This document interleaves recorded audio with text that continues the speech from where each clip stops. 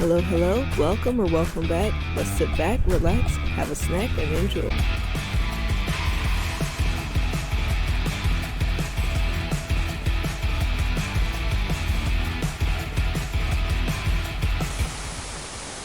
Sit at My Grave, Season 4, Sanity or Salvation, Chapter 46. Thanks for having us for so long. I'll have to repay the favor soon, Clayton commented as he passed a bowl of salad. We're happy to have you. You guys really make this holiday bright. Riley spoke up, smiling back. We have to get together later. I think we'd have the best time taking a cooking class together. I love trying new recipes. Jess gushed. That sounds so fun. Riley started. With a glance, she gave an awkward smile. I'm not sure I'll have the time, though, she admitted. Oh, don't look so bashful. If you want to go have fun, you should. Don't worry about me, Verna pushed. Riley's face reddened a bit. I couldn't do that. Between the bills and taking care of you, I have too many commitments to make little fun plans right now, she sighed. Responsibility from this one. I've been waiting my whole life to hear that, Verna laughed. Well, we won't make concrete plans, but I'm sure we'll have time for each other down the line, Clayton interjected. Miss Renlee, if you need money, you can have my piggy bank. If you can get the money out without breaking him, I'd be really happy, Genevieve offered. Jenny, that's not something to bring up, Clayton tried to hush her. Why not? You need money for bills, and we have money, so let's give her some, Genevieve cheered. Awkward smiles flashed across the room. Honey, that's for grown-ups to figure out. Don't worry about it. They spoke softly. Billy gave a smile Genevieve's way, thanking her for the offer. She swallowed down cold water from her glass soon after, desperate to shrug away the heat in her face.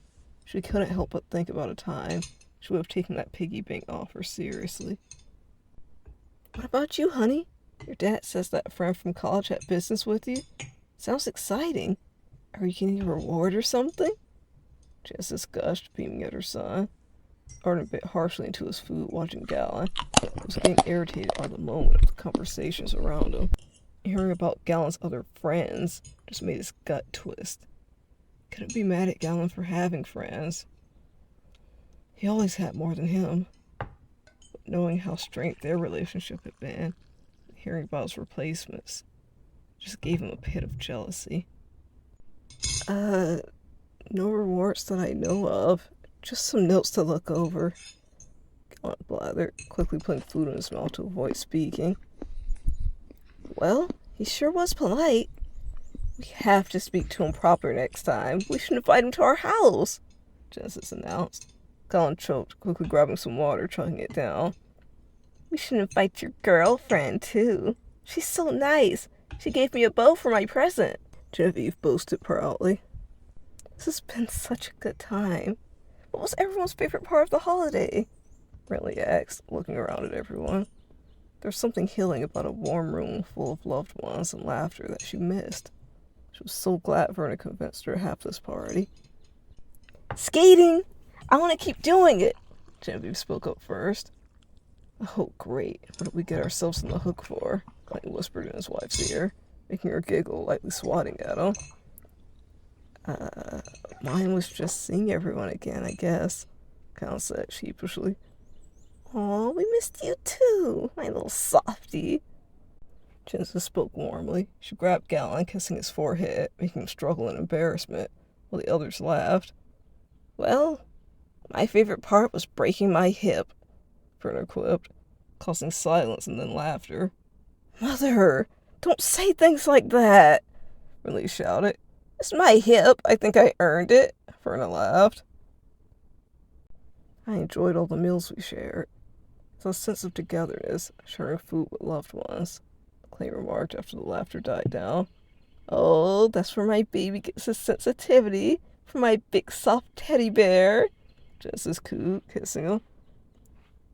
I loved seeing all the decorations. It was absolutely so fun. Having my babies together again. Oh, someone pinch me. Genesis quickly spoke while Declan was still flustered. What about you? What was your favorite? Prunner grabbed Arden's attention after eating her last bite. Arden sat a little straighter. It was reading to me, Genevieve insisted before being shushed. Probably celebrating Reed's birthday, Arden muttered, causing a hush over the table. He had a birthday? I wanted cake too, Genevieve whined. It was nothing much, sweetie. I can get you some dessert now if you finish your dinner. Riley quickly spoke up before anyone else could. Nothing much, Arden muttered. That pesky feeling came back. Those words stinging more than they were ever meant to. Just drop it, Gallon muttered, seeing the sharp look in Arden's eyes. Arden scoffed. The same man lecturing him about family, telling him to drop it. He could feel the tension tightening. You wouldn't be saying that if it were yours, Arden whispered before he could catch himself. The hurt of their fight worming its way back inside. There was shock, then anger in Gallon's face, staring at Arden. Are you boys all right? Clayton asked, brows furrowing, catching the looks. Arden's just a little sensitive about his brother. We don't have to bring it up. It's the holidays. Riley once again tried to diffuse. She had noticed Arden cooped up away in rooms when he could, staring longer at pictures, listening to his music all the time. She figured Arden was finally ready to grieve properly, and found more comfort in Reed's birthday celebration, rather than just remembering him with joy like she and Verna had learned to.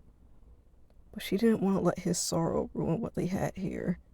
This wasn't something for little kids' ears to hear, and she certainly didn't want to bring down the mood. It would just have to wait.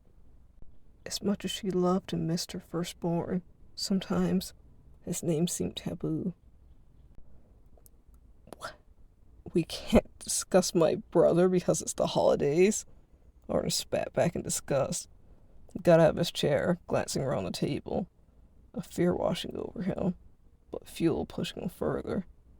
That's so typical of you, Arden spoke louder. Clayton was about to speak up, but a gentle hold from Genesis quelled him for a moment. I don't want to fight about this, Arden. Everyone's having a good time. I'm sorry, I don't want to hurt the mood talking about the past right now. Riley griped back. The past? You're acting like he's gone and forgotten. What, just because he's not useful to you right now? Arden yelled. His emotions ran hot. Maybe you should have never heard the information about what happened between Reed, Easton, and Renly. Knowing more about how that relationship worked made him slowly start to piece together just how much Reed did for the family. Things Josiah said seemed to ring true. Arden felt his teeth grit, balling his hands into fists as he stared at his mother. The look on her face just seemed to annoy him. She just wanted to get out of the conversation, something that was messing with her. His mind whispering how he needed to defend his brother and make them not forget.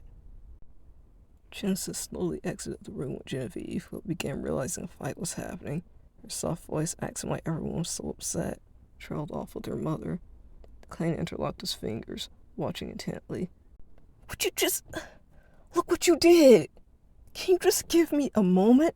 I've been struggling, missing Reed for a long time, and the minute I'm not crying and sad about it, you police me? Riley's voice gained volume. He's family. We should bring him up regardless of how it makes us feel. Arden spat mockingly. Gallon scoffed, looking away. He didn't want to escalate. He could feel himself tensing, listening to the words spilling from Arden without care. Really, Arden? You left to who knows where. You weren't here to talk about him when everything first happened. When we needed you here. Renly shouted, buried pain leaking through the patchwork cracks. I'm sorry I wasn't here to be the therapist like Reed was. I hope you care enough when I'm gone to at least bring me up in conversation. Arden snarled. That's enough, Arden! Why does it always have to be how you want things done and when? Stop yelling at your mom! Gallon suddenly spoke up, seeing the hurt in Renly's face. Arden's expression was soft, but he recovered quickly, blinking rapidly. Shut up! Arden shouted back. The Clayton stood up. Okay, let's all simmer down. This has been tough on everyone. There is no point in acting like fools about it, Clay said sternly. Apologize to your mother, boy. He stared Arden down. It's okay, I think we should just all go to bed. Really suggested. She stopped the claim before he could approach Arden. Arden quickly left the room in a hurry. You're going to bed, ladies. I'll clean up the kitchen, Clayton offered. Miss Verna, I can help you back to your room, Colin suggested. He went over to help her out of her chair. A clap on the shoulder stopped him briefly. Clayton gave him a nod of approval before walking off to clear plates.